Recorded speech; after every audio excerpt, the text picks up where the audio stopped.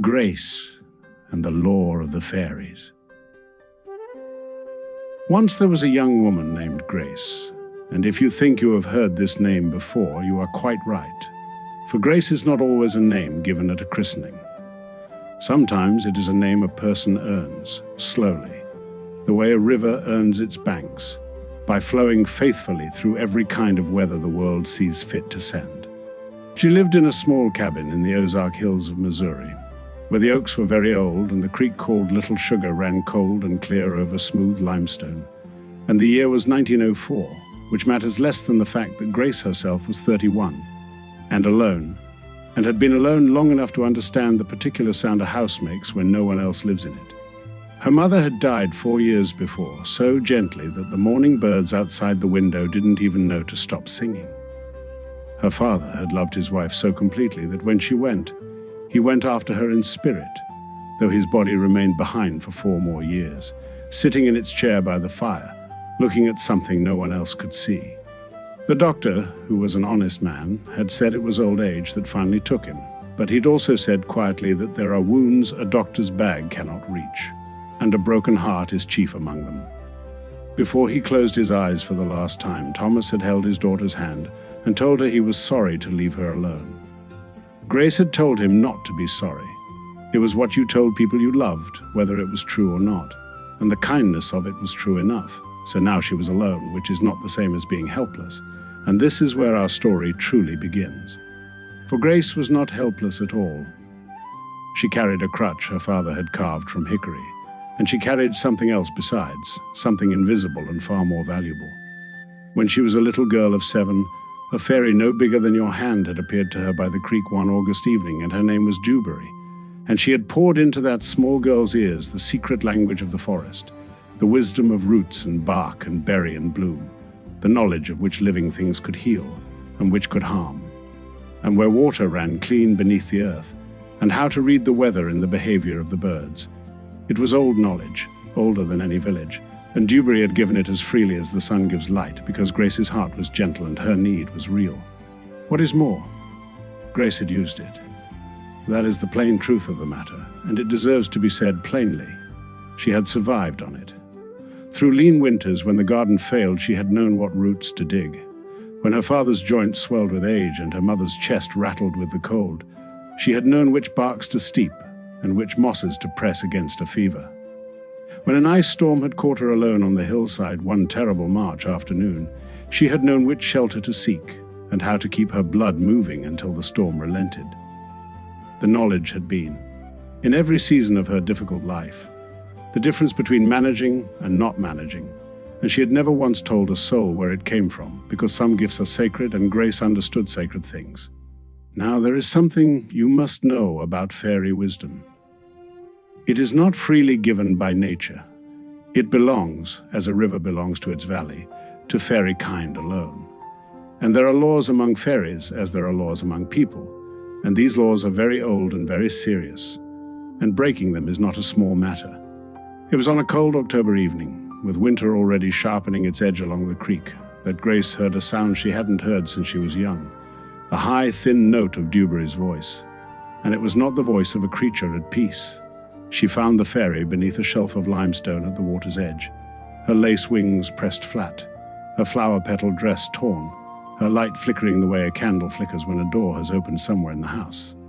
"They've summoned me before the Queen," Dewberry said, when Grace had folded herself down onto the cold bank and set her crutch across her knees. "She knows what I taught you. She says I broke the oldest law there is, sharing fairy wisdom with a mortal, and now she means to take my wings." You may wonder what it means for a fairy to lose her wings, and I will tell you. It means she is no longer herself. It means she becomes something diminished and earthbound and eventually forgotten, which, for a creature of the air, is a kind of quiet ending. And it was this quiet ending that awaited Dewberry if Grace did not act. "I'll come with you," Grace said. "I'll speak to the Queen." Dewberry told her it was impossible, that no mortal had ever stood before the Fairy Queen, that it wasn't done and had never been done.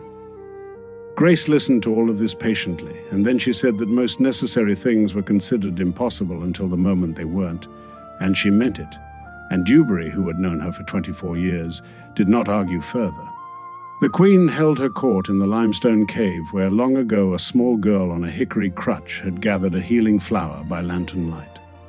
The cave shimmered with the cold radiance of 100 gathered fairies, and the queen herself sat on a throne of pale stone draped with moss and the last wildflowers of autumn.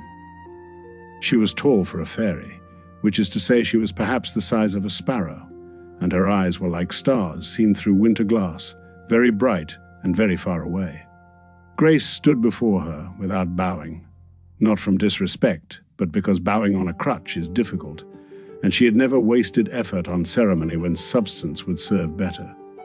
She spoke simply, the way a person speaks who has lived close to the earth and learned that plain truth is the sturdiest thing there is. She didn't speak of wonder or enchantment. She spoke of winters. She spoke of fevers and ice storms and failed harvests and aging parents, and a woman alone on a hill who had survived because she knew what the forest was trying to tell her.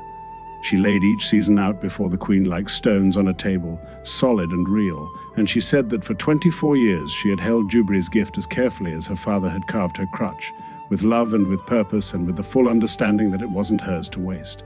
"The wisdom your people guard so carefully," Grace said at the last, "didn't leave fairy kind when Dewberry gave it to me.